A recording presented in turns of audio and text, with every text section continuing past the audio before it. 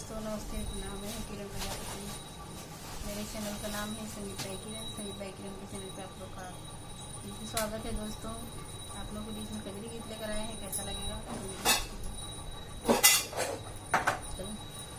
कि हरे रामा मैना के द्वार चले हैं त्रिपुरारी रे हरी। कि हरे रामा मैना के द्वार चले हैं त्रिपुरारी रे हरी। शिव जी दुल्हा बने हैं निराले, शिव जी दुल्हा बने हैं निराले। सिरे शोभे जटा काले काले हो रामा। की हरे रामा नंदी के लाई के सवारी चले हैं त्रिपुरारी रे हरी। की हरे रामा नंदी के लाई के सवारी चले हैं त्रिपुरारी रे हरी। की हरे रामा मैना के द्वारे चले हैं त्रिपुरारी रे हरी।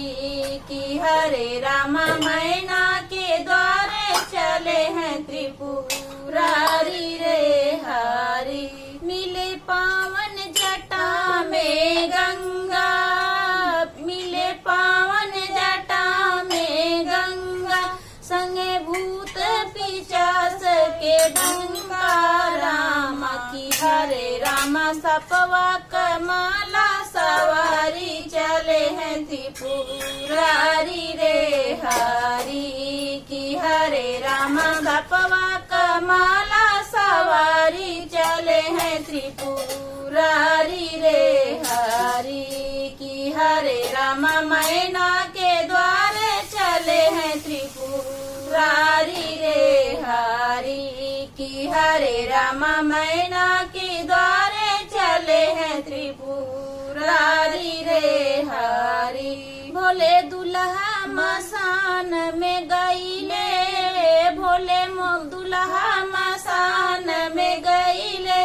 भोले भस्म से अंग सजाइले रामा। की हरे रामा त्रिशूल लिए डमरूधारी चले हैं त्रिपुरारी रे हरी। की हरे रामा त्रिशूल लिए डमरूधारी चले हैं त्रिपुरारी रे हरी। पीछे चलेली गिरजा के सखिया, पीछे चलेली गिरजा के सखिया।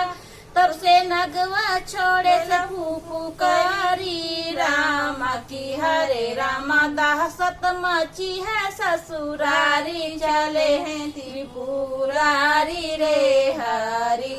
की हरे रामा दहशत मची है ससुरारी चले हैं त्रिपुरारी रे हरी।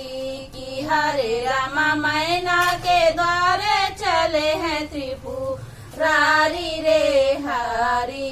की हरे रामा मैना के द्वारे चले हैं त्रिपुरारी रे हरी। दोस्तों हर हर महादेव। दोस्तों कैसा लगा गीत कमेंट करके जरूर बताइएगा आप लोग। मिलते हैं अगले वीडियो में, तब तक आप सभी से जय श्री राम। हर हर महादेव।